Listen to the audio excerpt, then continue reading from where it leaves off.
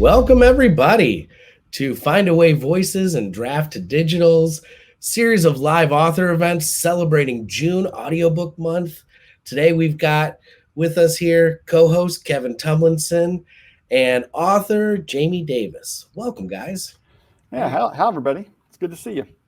Yeah, good to see Always you. Good to see you, Jamie. Yeah. So I wanted to just quickly introduce myself. I am Scott Curry, marketing strategist for Findaway Voices, advertising guy. And we have here our co-host, Kevin Tumlinson, best-selling and award-winning author and content creator, known as the voice of indie publishing. And he's the director of marketing and PR for Draft to Digital, the world's largest distributor of books for indie authors and publishers. And our guest today, Jamie Davis, loves everything fantasy and sci-fi, and especially the places where stories intersect with his love of medicine or gaming. He has authored multiple series, and his book, Accidental Thief, was a 2019 Independent Audiobook Awards nominee. Welcome, Jamie. Welcome, Kevin. I love the title, Accidental Thief. Yeah, it's so cool.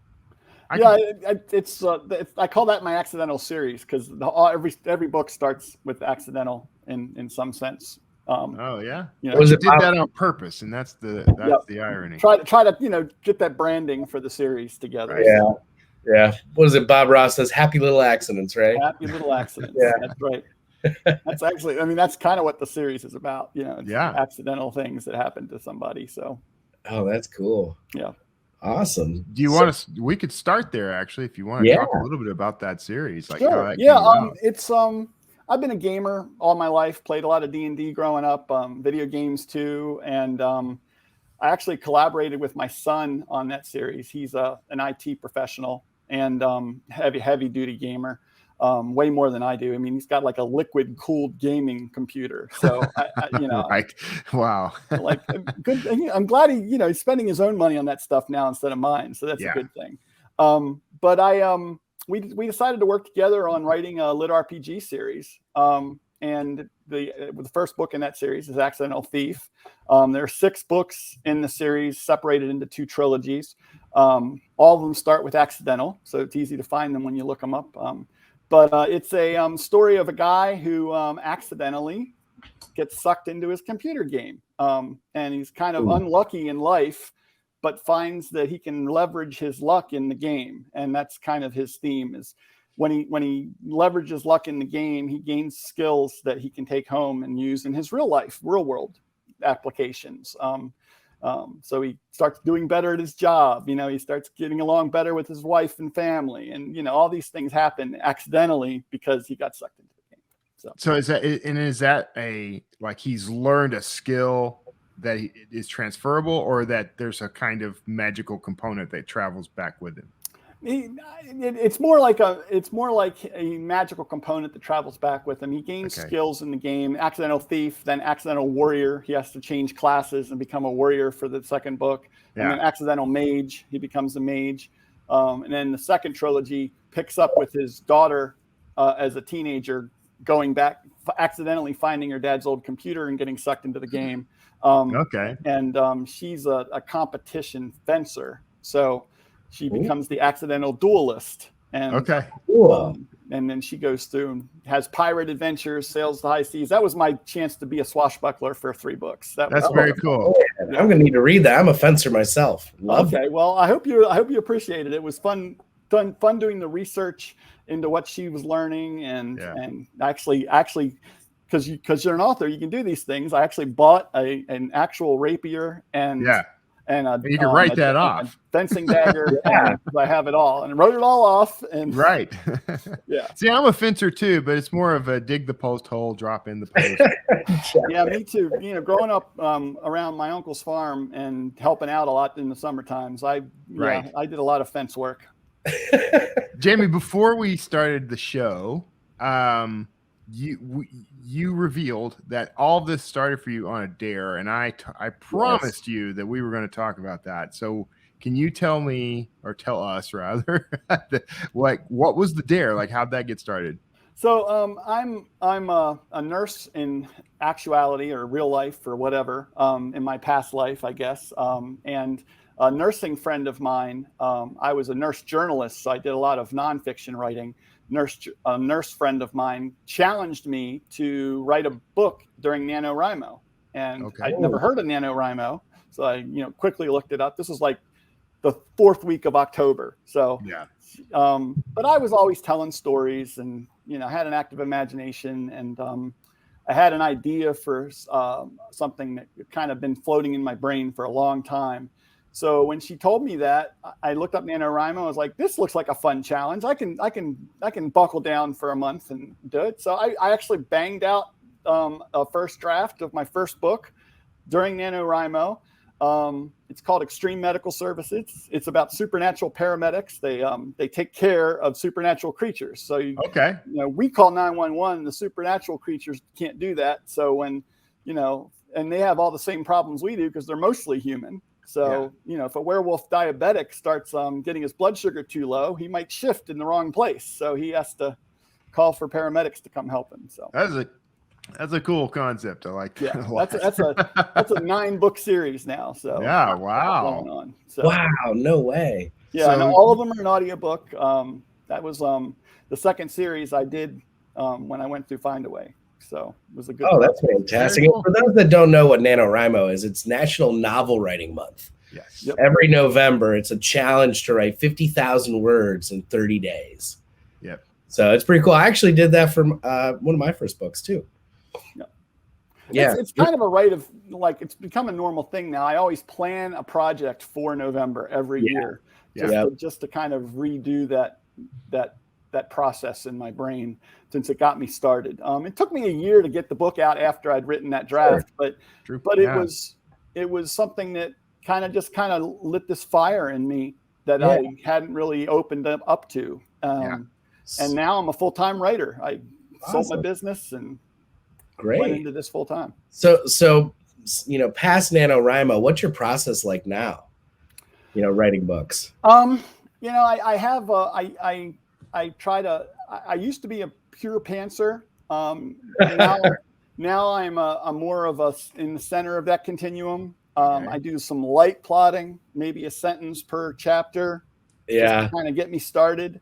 But I always find plenty of surprises in my books that just I didn't plan out in any way, shape, or form. What do they call that? A plotzer? A pantsler or a plotzer or something. I'm gonna come up with a new term, because none of these terms are attractive terms. No, they're not. Yeah. These phrases do not appeal to me. Yeah, there needs to be something in the middle there. And Kevin, you're the man to make us. I will come up with that word. So we were talking introverts and extroverts and ambiverts before this. Ambivert, that's a nice word. Yeah. We need something new. Yes, we'll come up with it. Yeah, it's on you, Kev. I'm sure the people watching, everybody watching in the comments, submit your suggestion. Absolutely. I'll use it everywhere. Yeah, what's a hybrid plotter pantser? Yeah, we need something better. So Jamie, what do you have, like a formula for your books? How long is a book to you? It's funny. I tried. When I first started writing, after I'd written the first couple of books, I started trying to read about craft, and a lot of those books broke me. I couldn't write, because I was constantly worried about, was I filling, was I fitting in the void of what I was. Am I saving the cat or not? Yeah. Yeah. Well, so in the cat, what's the one about the story grid? Story grid. Yeah. I mean, those books just broke me for like 6 months after I'd read a couple of them. Wow. And I realized that, I read so many books from the time I could read until now. I have been just such a massively consumptive reader. I would read anything I could get my hands on. And I think I internalized story structure. And the way I write is, even when I'm plotting out things, if it surprises me, if it elicits an emotional response in me, then I know it's going to elicit that response in a reader too. Yeah. And I needed to do some work on my endings. So if you read my first couple of books, you'll say, well, it doesn't really end. But that's just sort of stops. It just kind of goes into the next book. So I had to work on my endings. That was something I had to consciously work on. But aside from that, I really just kind of go with what feels right story-wise. Go with your instincts. Yep. Yeah. Yeah. I think that's a good way to run, honestly. And you've done, how many books do you have right now? I just actually sent book 42 off to my editor. So it's hard to argue with a track record, Yeah. They seem to be working. So yeah. They're well received. Everybody's well, if the readers like them, and I mean, some of my books fall flat, like I think for everybody. Some of my series do better than others, but readers in general like my books. So, and they're the ultimate test of whether my books meet that goal or not. If a reader got something out of it and enjoyed it, then So you do NaNoWriMo every November, but what the rest of the year, how long does it take you to write a book? And how long is a book for you? Well, pre-COVID, I was doing 6 to 8 books a year. Okay. COVID slowed me down. I wasn't out around people the way I needed to be, as really an extrovert, and I didn't realize how it had affected me until I started looking at my productivity. So I actually slowed down and only was writing like maybe 2 books a year for the last 2 years. That has amped up again since last NaNoWriMo, and I've been picking back up. So probably I would say in the neighborhood of 2 months to write a book, plot to completion, and off to the editor. Okay. Now you said, and Scott, I know I'm jumping in. No, it's fine. I'll back off in a second, but I wanted to follow up on this because you said, Jamie, that you had trouble with endings originally. So, and presumably you've fixed that now. I think so. So how do you know? How do you know when a book is finished? My wife told me I learned how to end a book.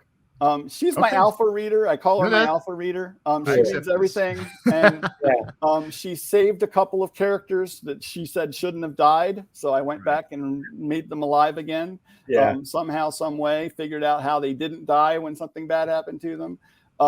But she's also been the person that's really told me when things fall flat and I've had to rewrite some things. And it's just such a valuable, I'm so grateful to have her as part of my writing process and in my life in general. But, the writing process is so important.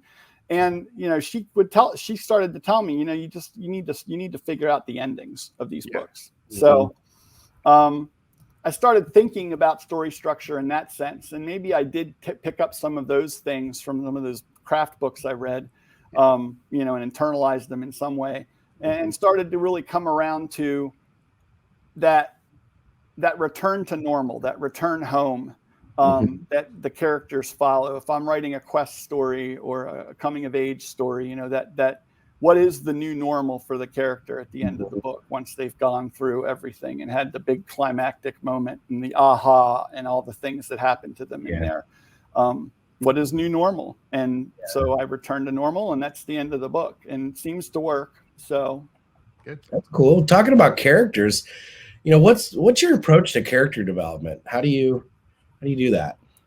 A couple of things. I really base my books on characters. I think because the books that I remember most, especially from growing up, have characters that I've identified with and have really had an impact on me. So I figure if readers care about the characters, they'll go with them anywhere. And so I really focus on really a character almost first. I might have an idea for a story of some situation, but the very next thing I do is who's the character in that situation, and how does it affect them, and what is it they're trying to do, and what are they missing that they need to find. All those things kind of come to mind, and then I cast the character. And a lot of people I don't think do this, but I think of an actor or actress in a specific role and say, if I were to cast this character in a movie, who would play them? And it would be this actor in this particular role. And that helps me visualize, because I'm very visual. I like, it's almost cinematic when I'm writing. I see the action in my head, and I need to be able to see, what does that character kind of look like? You know, they aren't completely that actor, but, you know, do they have brown hair? What shade of brown? You know, what kind of mannerisms do they have? And those kind of things help me think up the personality of the character and things like that kind of carry me through. And so once I've cast the main characters, you know, the 4 or 5 main characters in a story, then I'm able to like really write it and hit the ground running. Yeah. Now, do you write all that out? I actually use Plotter. So it gives me the ability to write up a little bit of something about each character, maybe a small paragraph, and put an image in there. There's a placeholder, and that's what I do. And then when generally I write on 2 screens when I'm at my desk, and I always have Plotter open on the lower screen so I can just glance down and see the timeline or look at the characters or whatever I need to do. And then I have, you know, I write up top on the second screen. So cool. Very good. Cool. I envy your discipline there. I just can't do the plotting thing. I just can't do it. I've tried for years. What's your tip? What if someone wants to embrace that? Well, you know, and I think it's a misnomer, because I think even pantsers have some inkling of the plot in their head of what's coming next. Maybe they don't have the ending yet or how the ending gets solved, but they've thought through some of the process. It's just up here. And so it's more malleable and more subject to change. So that would be, I think for me, the big shift for me was just, I sat down, I'd say, all right, this book's, you know, is in this genre, so it needs to be around 80,000 words. I write 2,000 word chapters. That means I need 40 chapters. And I'd make a list of 40 chapters, and then I'd write a sentence about each chapter, and I'd kind of go through. And sometimes I'd skip a few and say, well, in the middle, this has to happen, you know. And then the last couple of chapters are generally big fight part 2, you know, that kind of thing.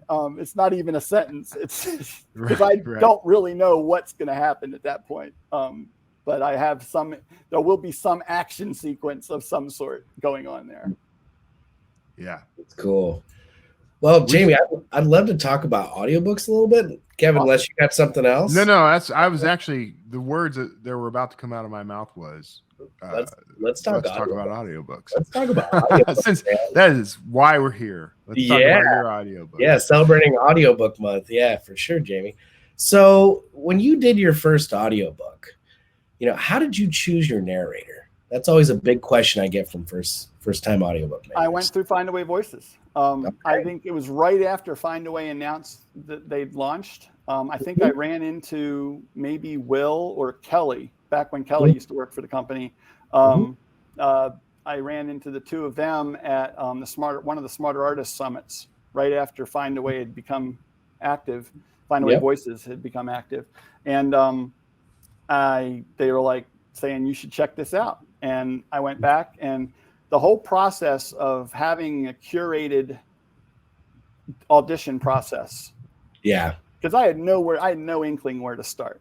Sure. You know, my first couple of audiobooks, I really needed that help to find somebody. And I liked the idea of somebody else kind of doing that homework for me. So it really helped out quite a bit. So I used that process and, you know, went through got a list of like 8 narrators to listen to their samples and decide which ones sounded the way I thought that I would want them to be, and selected the 3 or so that were the best or closest, and sent in my sample from my book to say, this is what, you know, test this out. And I found my first narrator. Roberto Scarlato is his name, and he's fantastic. He actually was the one that was nominated along with me for that indie audiobook award, and for Accidental Thief. And he just did a great job all the way through. It was fabulous to work with. The whole process was great. You know, and Findaway handled all the details, so I didn't have to worry about the legalities and things and how that was going to work. Yeah. So yeah, that was how I got started. And I had committed to, I would take my most popular series and start with that one. And I would only start book 2 once book 1 had paid out. Yeah. Because I was, treating it like a business and wanted to be able to fund my audiobooks. And I'd invest in the first one, but after that, I need to really either have some other windfall come in from the other side, from the ebook side or whatever, before I go and start another audiobook. Sure. And luckily, it only took, and this is unusual, so your mileage may vary, but it took me about 7 weeks for Accidental Thief to pay out. Fantastic. Oh, nice. Which is unheard of. I mean, not everybody has that experience, but it was a popular book. We now know lit RPG gamers, generally, a lot of them prefer audiobooks. So those books do really well. So I immediately reached out through Findaway again, got Roberto signed up for the second book and got him started. And that became an ongoing process of, I did like one audiobook, and then the next year I did 2 audiobooks. And then all of a sudden I was doing audiobooks constantly until I had a lot of my series out in audio, because I would just roll that money back in to making more audiobooks. And that's been profitable for me. I mean, between like chirp deals and things like that, when you have a bunch of series to work with, you have opportunities to really take that marketing. I know we're going to talk about marketing later, but to really have more opportunities to take that marketing and do things with it if you have more audiobooks available, once you've been able to afford to do that.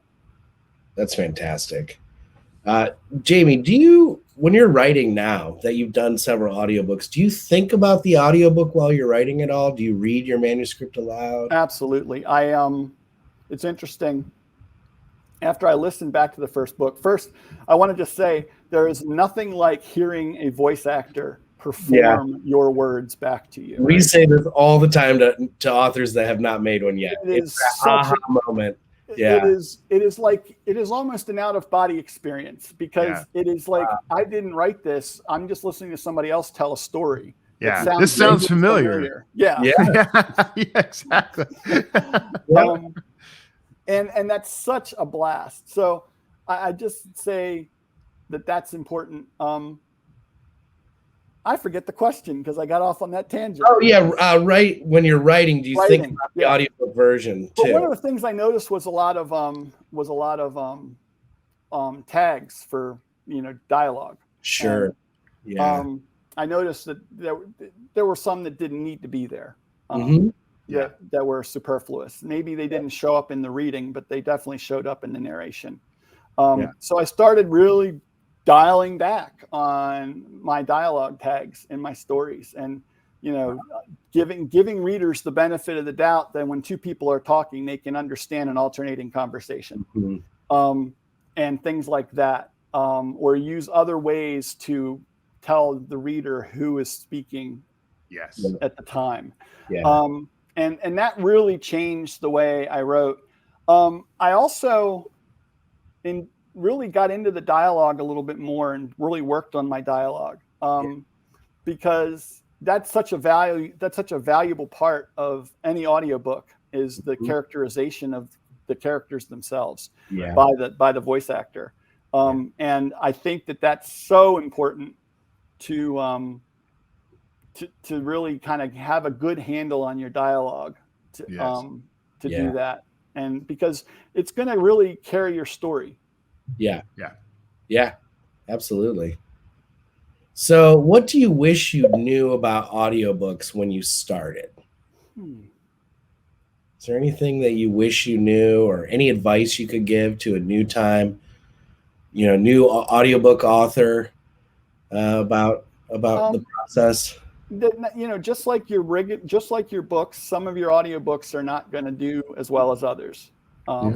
And so do your research, look into what are popular audiobook genres. If you write in more than one genre, pick the one that's going to be more profitable for you to start, at least. There are some audiobooks I've had made because they were passion projects, but I could afford to do that because I'd made the profitable books first. And I don't think these audiobooks will ever earn out, but I love listening to the narrators perform those stories. Yeah. It's it's so creatively uplifting to me to have that different version of my book out there. And so I would definitely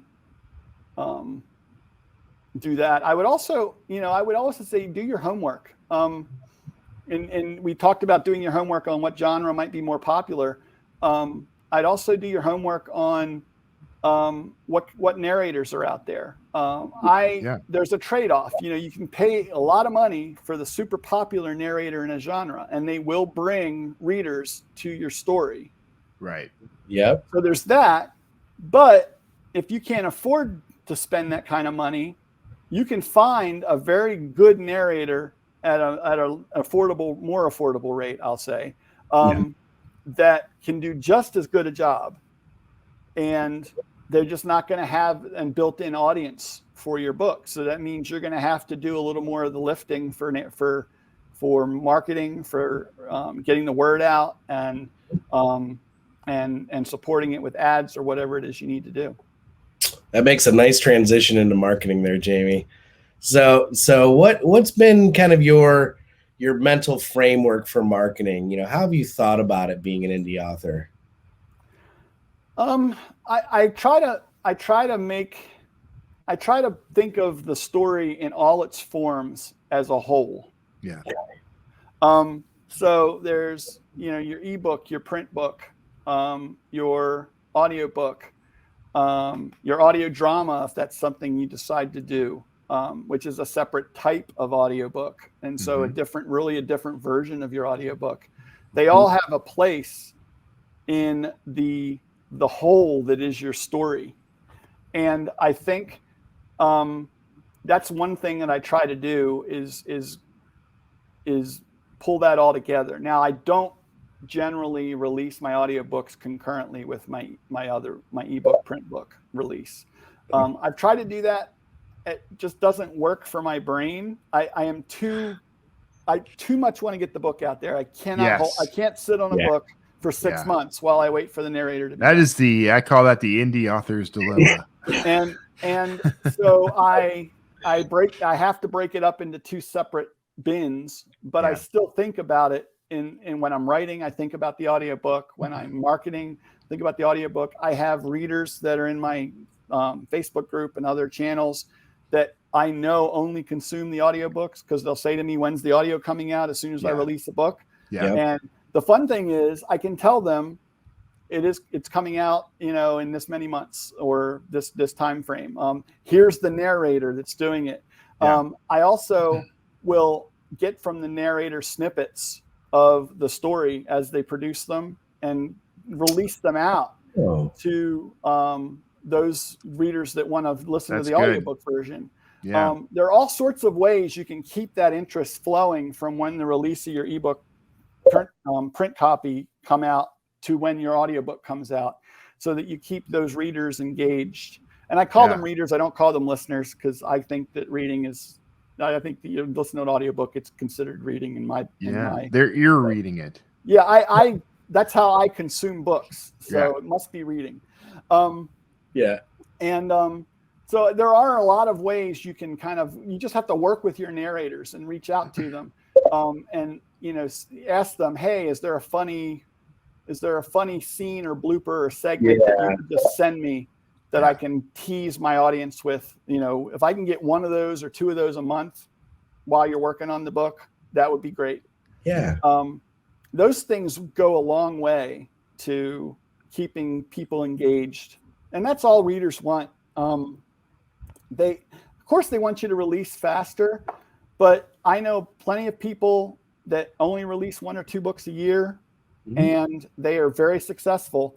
Yeah. But the thing they do is they are in communication with their readers the whole time. Yes. They release snippets of what they're writing. They release funny stories from their life that go along with their books. And all the things that keep readers waiting so that they know they're there for the next release. So there's ways to do it. You can go fast, you can go slow. But it's all about engagement. Yeah, Yeah, absolutely. Do you do that? Yep. Go ahead, Kev. Well, I was talking about engagement. I assume you have an email newsletter. Mm-hmm. Do you have a kind of formula that you use for engaging with your platform on that? Yeah, I do. So my first series was about the supernatural paramedics. Yeah. So I kind of do some different things when I'm talking about that series. That series has a different voice, and it'll be the dispatcher that's calling. You know, the dispatcher will come on and say, "Oh, you're back for another tour of the dispatch center. Well, let me tell you about this funny thing that happened." And, that's funny. you know, and that's cool. That's my character that engages with the readers about that series when a new book's about to come out, or a new audiobook or anything like that. And then I also have different, you know, I kind of just am really honest with people. When it's me talking, I tell them it's me talking, and I talk about what's going on in my life or what's fun. I do a lot of the cooking in my house. So sometimes I even share recipes, which, you know, it sounds strange for a fantasy sci-fi author to share recipes, but I have a zombie chef in one of my books. And I just call it Freddy's recipe for whatever. And that's that's awesome. That's the way to get that's the secret though, is that you are engaging with that audience, and what you're doing is pushing yourself as a brand rather than always pushing the brand of the books, right? Yes. Right. So the readers are there for you, so they'll buy anything you put out. And especially if you write in multiple genres, that's the key. Because you know, I tell people are like, I just released a space opera, you know, sci-fi series that this first book just came out, and it's brand new jump for me. Because most of my stuff is urban fantasy or lit RPG. But I tell people it's still fun. It's still fun reading. You know, it's still going to be an enjoyable read. The characters are going to be the same kind of characters and the same kind of interactions that you get in my fantasy stories. They're just not werewolves, vampires, paramedics, or whatever. Or are they're in space, flying fighters around, shooting up bad guys and chasing space pirates. But you're going to have the same amount of fun. And so when you write in multiple genres and you want people to follow you to the other genres, it really has to be about you as the brand. Yes, that's absolutely true. Absolutely true. What are some of the ways that you're doing that aside from the newsletter and what you're doing there? Like, what are ways that you are building yourself as the brand first? I tell dad jokes all the time. You know, so I love that people joke. follow me on Facebook or go, you know, I probably drop, I used to, back during the pandemic, I was dropping a dad joke a day because I just needed something uplifting that was, besides all the negativity was floating around at the time. Right. And I said, you know, people need dad jokes. They just need a stupid joke that'll make them just groan forget about everything else for a few seconds. That's right. Now I do it about once or twice a week. But I think, you know, that just, I try to be authentically me. And so when I, you know, see something funny, I share it in my group. I share it in my personal page. I try to, you know, be honest when I'm having a rough time writing and not getting the story done. You know, I tell people, hey, you know, I've got this going on. Share your best dad jokes with me down below to give me some perks so I can keep writing. I think making them part of the process is just as important. And really including them. I did a TikTok video recently, and I'm not super successful on TikTok, so I can't say this is, but I kind of said, hey, I'll give people respond to this TikTok, I'll select somebody to write into my next story. Yeah. I'll just make you a cameo appearance in the next story. And name a character after you. Had a huge response, like over the top. Like, I don't know how, but all of a sudden all these people. So I said, well, all right, there's such a response. I can't just pick one. So I picked 5 and I wrote a tour bus, like tourists on a tour scene into my next story. Yeah. That was hilarious. That was so much fun to write. And it came to me because of that, and it made them part of the story. I think there are a lot of things you can do like that really engage with people in a different way. Whether it's writing them into the story, whether it's asking them, if you had this problem, how would you fix it? kind of, getting all the answers of how they'd find it and go, well, you have to read the next book to see how I fixed it. Yeah. And those are things that they can kind of feel like they're contributing. And I have a lot of, I have a select group of really loyal readers who, sometimes I just laugh. I'm like, aren't they doing anything but just watching my feed? Because they respond back immediately when I post something. Yeah. And it's a lot of fun to interact with folks. So I take that and run with it. Yes. Someone asked a question in the comments just now that I think would be a good one to ask you, because you're writing, all your genres are written under your name. Yes. Right. So they were asking, they said, I've heard that if you switch genres, you should use a pen name for the other genre, but that loses your personal brand, doesn't it? Do you agree with that statement? I do, in part. Yeah. I do. This is one of those, don't do what I do, because what I've done makes it very much harder to market. Okay. And why is that? Not everybody crosses over. Yeah. So like I am starting fresh in the sci-fi realm. Yeah. I don't have a list for sci-fi. I have my urban fantasy list, and I didn't see anywhere near the bump I was expecting from my urban fantasy that I would normally expect from my urban fantasy list. Right. And I knew that was going to happen.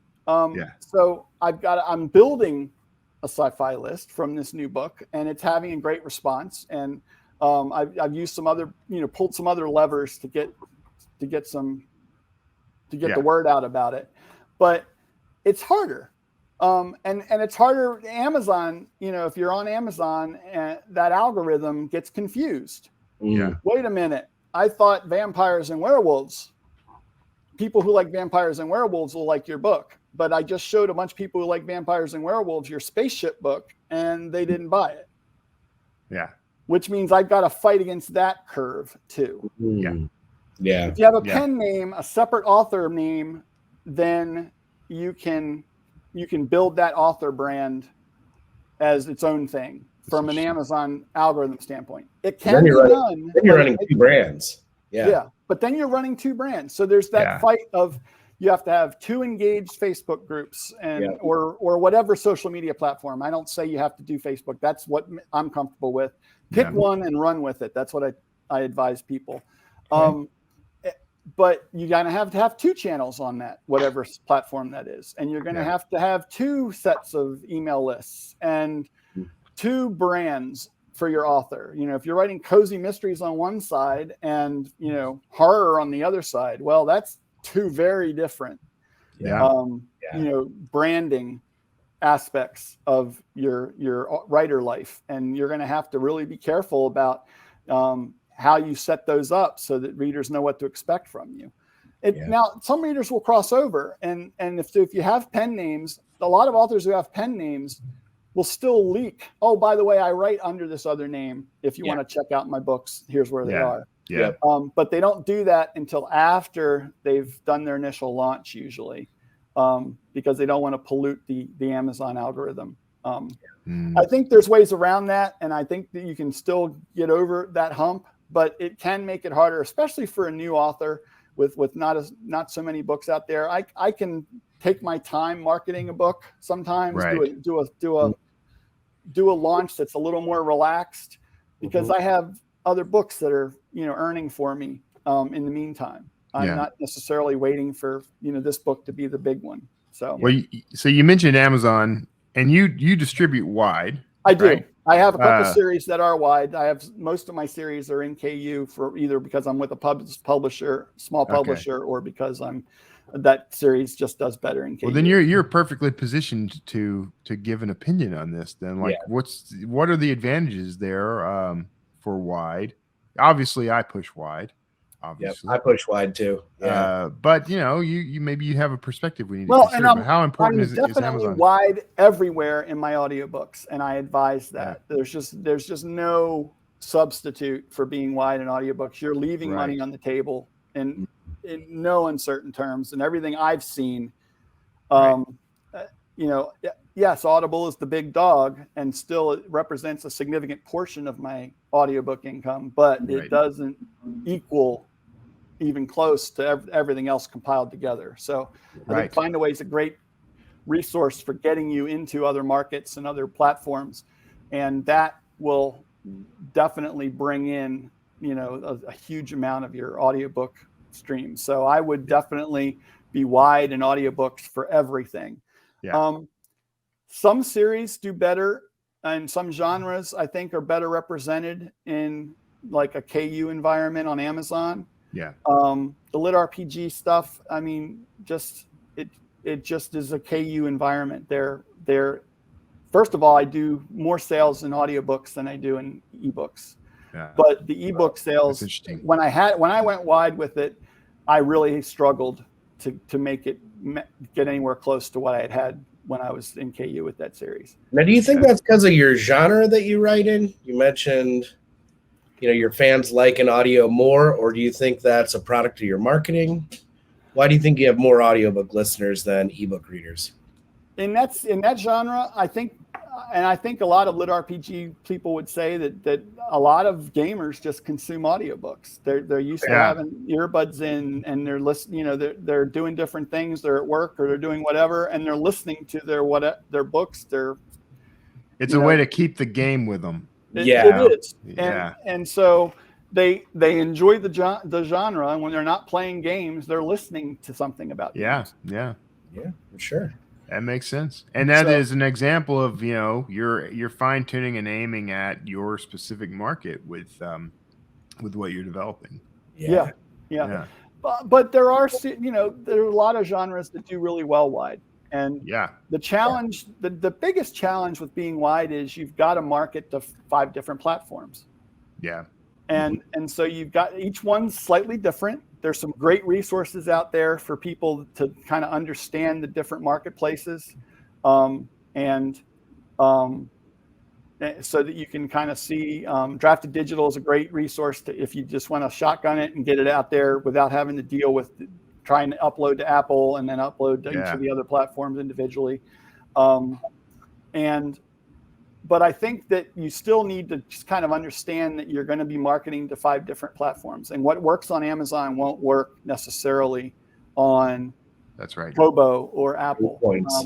You know, but they all have their own levers to work on. Kobo has the promotions tab, which is super beneficial and very helpful.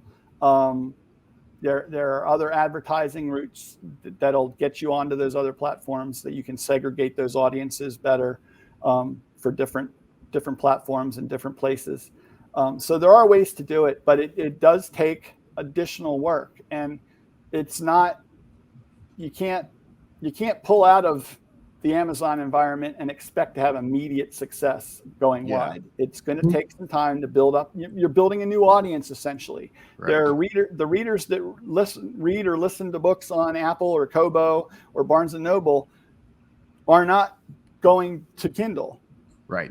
And so they don't know about you. They don't know who you are. They don't know your books. They don't know anything about you. So you've got to take advantage of the things that work a little bit better wide. You've got a little bit better chance of getting a BookBub featured deal if you're wide. There's other things that you can do to really feature your wide books more. Audiobooks, you know, the Chirp side of things.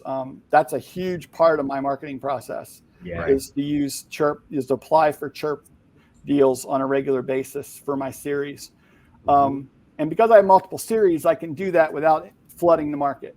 But for you that have maybe one series, you know, do it like, if you get one, then, you know, wait 6 months and do it again as new readers find you over time. So there are ways to make all these things work for you wherever you are in your author career. That's cool. That's really great, Jamie. Great advice. So we've asked every author that we've interviewed here, you know, what's your definition of success? You know, what does success mean to you? What does it look like? What's your vision for it? Talk a little bit about that. So I've been lucky enough to be a corporate husband. My wife is a very successful corporate executive, and is great at what she does. Hold on. I'm making a note. Be a corporate husband. Yes. Yeah, be a corporate. And so I was Mr. Mom for many years, and my vision of success has changed with each different iteration of my life. Sure. And I think that one of the things about being successful is being open to changing your definition of success as circumstances change. Yeah. That back when I just wanted to be the best dad I could be and raise my kids to be decent human beings. That was my goal for a long part of my life. Yep. Then it was to be, really great nurse, and then a really great healthcare journalist. And then it was to be a good writer. But then what was my gauge of that success? Yeah. And that gauge of that success for me now as a writer is the engagement with the readers. I hear back from so many people about the impact my books have had on them. Yes. I write mostly really uplifting stuff. Spoiler alert, the good guy's going to win in the end. If you read one of my books, that is a spoiler. Yeah. Sorry. But that's who I am. My brand is fun, fantasy, and sci-fi reads. And so it is. So when I hear from somebody that says, I've been dealing with chronic pain for the last year, and listening to your audiobooks has helped take me out of myself. As a nurse, that touches me deeply. Yeah. That I found a way to help someone deal with something that medically was challenging for them. Right. Wow. So it's those moments of, when I hear from paramedic students who will say, I want to be like Dean in your paramedic series, because he cares about his patients and he doesn't care who they are or what kind of creature they are. He's going to do the best he can for them. Yeah. That's the underlying message of that story, is that, everybody deserves that kind of care. I have to tell you, Jamie, I love what you said. In general, I mean, I don't know word for word what you said, but basically you were implying that whatever it is you're doing, that you want to be the best you can be at that thing. That's a mentality I think is fantastic. Yeah, that's a good measure of success, or a good definition of success. And the measure of that is the way I touch people in different ways. Yeah. And we could talk about money. We could talk about, I do have financial goals. I do have things I want to do. We're working so that my wife can make a decision on whether she wants to be. She's in the business and she handles a lot of things financially that my brain doesn't do numbers well. Yeah. But someday financially we want to be in a position for her to quit her job. Yeah. But that will come. The real thing of success is how we touch people every day.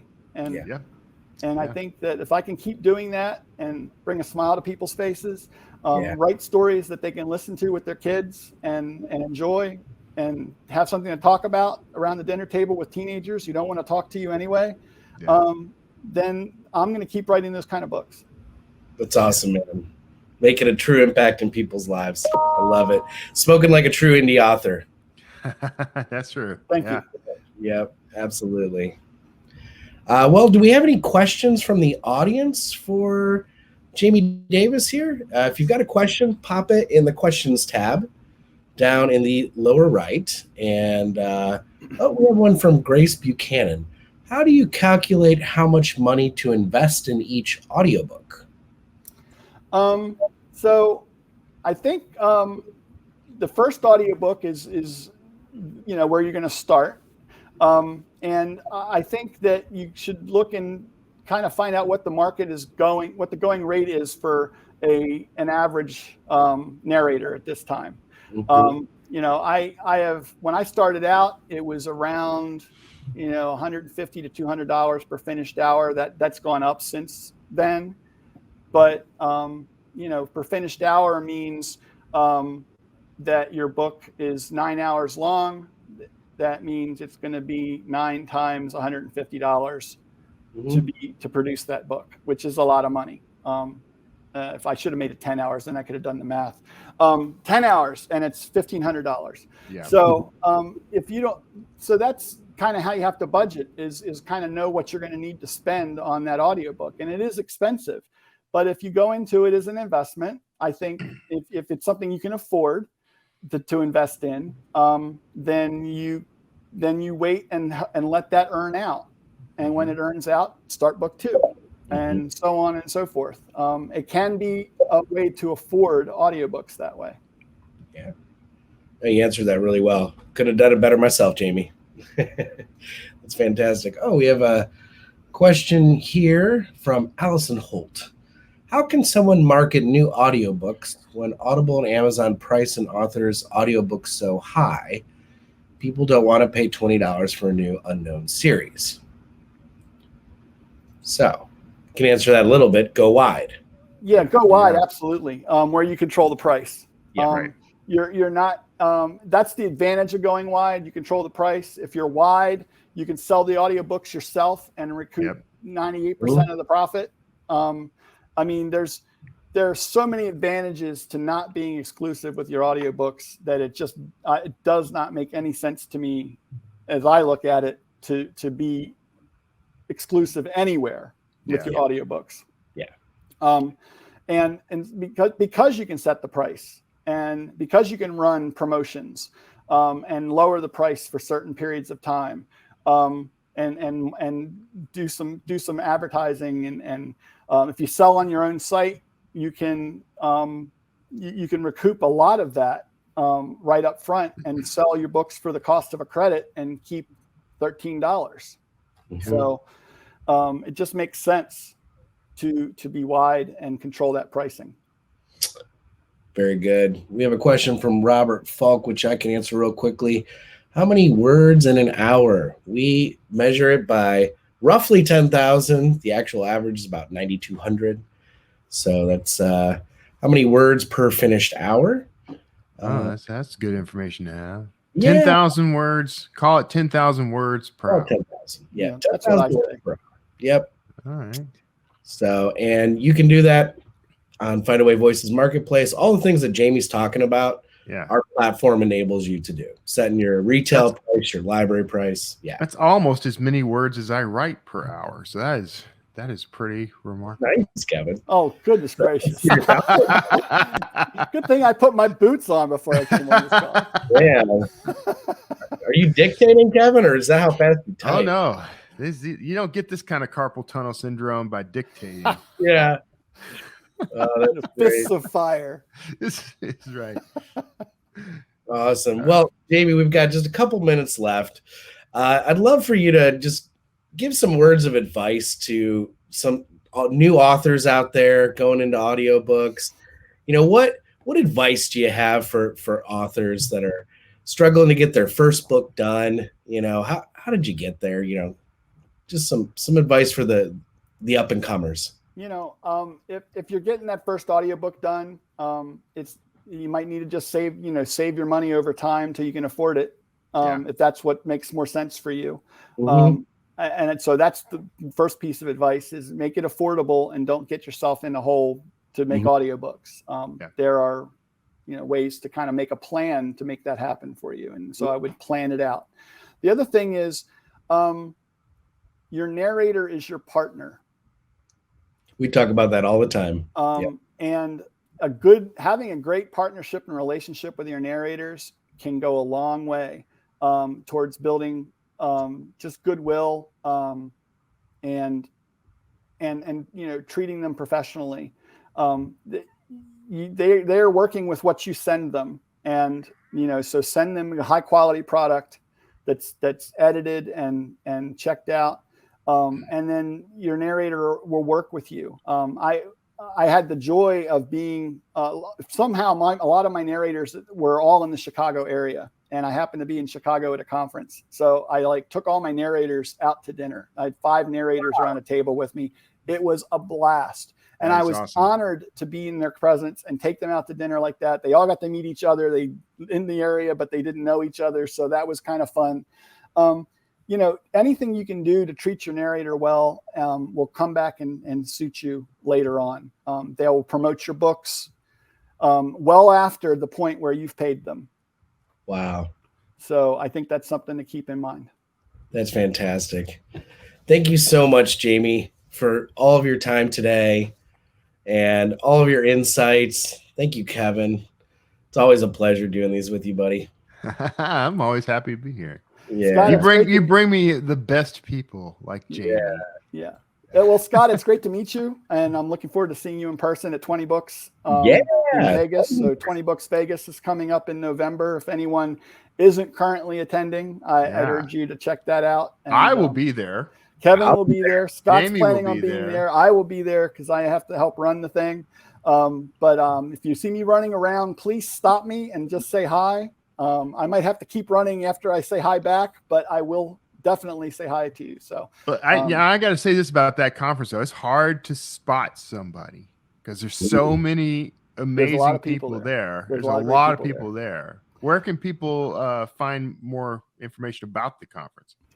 So they can go to, I think it's 20booksvegas.com. I wasn't prepared for this, so I'll have to look it up. Put you on the spot. Yeah, put me on the spot. But if you're in the 20 Books Vegas Facebook group, you can ask in there or find the posts in there that have the links to sign up for the conference. Yeah. So just go to 20 Books Vegas and look that up in Facebook, and you can join the group and then find information about how to go to the conference. There's still tickets available. It's the second week in November. Yeah. And a lot of great vendors like Findaway, Drafted Digital, and others will be there to answer your questions, to help you understand how to better market and get your books out in front of the readers that want to check them out. Yeah. And Jamie, before we go, what is your website? Where can folks find you? So you can find me at jamiedavisbooks.com. All right. That's a pretty great way to find me. There's contact information there if you need to reach out to me.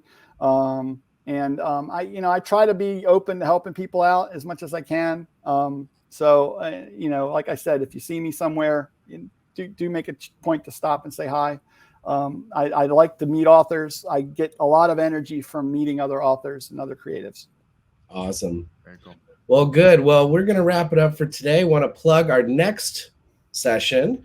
Next Tuesday, June 24th, we have nonfiction author Eddie Rice talking about toasts, short speeches, and big impact. I can't wait for that. That's going to be so cool. I saw that and I was like, what a great idea for one of these. So I'm looking forward to it. And that's what he does for a living. He writes speeches and toasts and short speeches. Fantastic. He's done a lot of TED Talk stuff and everything. So he's a really cool guy.